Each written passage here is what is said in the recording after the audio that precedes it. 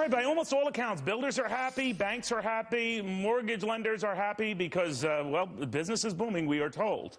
But for how long? Housing experts Jason Meister, Rick Sharga, on this home builder confidence. I guess the reason why we make a big deal of, you know, home builders feeling confident is they're the guys on the front lines, and if they weren't confident, we'd be worried. Rick, are you still worried or what? No, I think the housing market's in recovery and is stabilized. We've come out of the biggest and most volatile boom and bust cycle in history.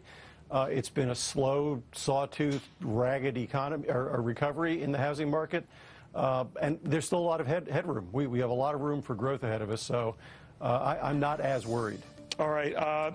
When you hear and watch this, Jason, I know you've been worried about pockets, though, that you've generally said there are some regions that are coming along and coming back, many others that are not. Sure. Handicap it for us.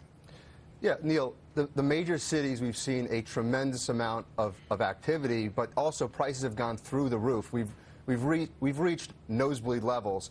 And Rick just said it. He said we're still talking about a housing recovery.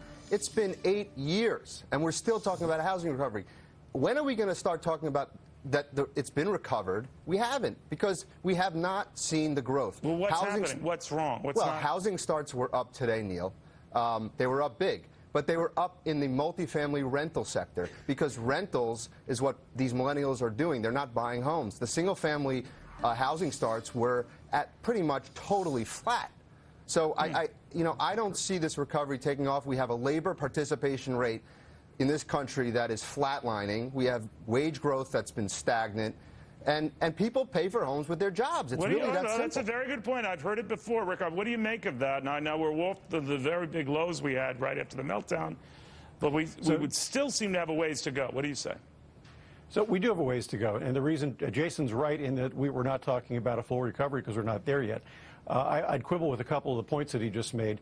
I think affordability is an issue, but only in a handful of markets. Nationally, median home prices compared to median income really only accounts for about 25% of somebody's gross income, which is low, relatively speaking, historically.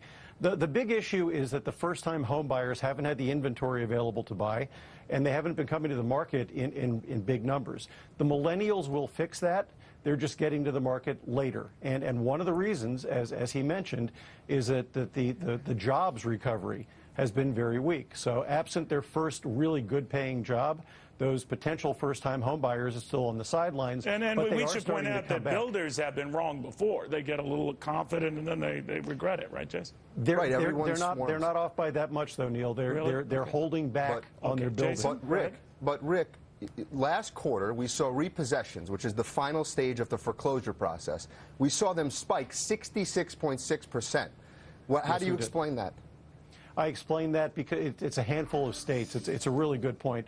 But these are all very old, very delinquent loans that should have been foreclosed on 3-4 years ago. Bottom line, we don't know. There's nothing new coming into the pipeline. All right. Hopefully things do pick up. But, gentlemen, I want to thank you both in the meantime. Thanks for having us. My buddy David Asman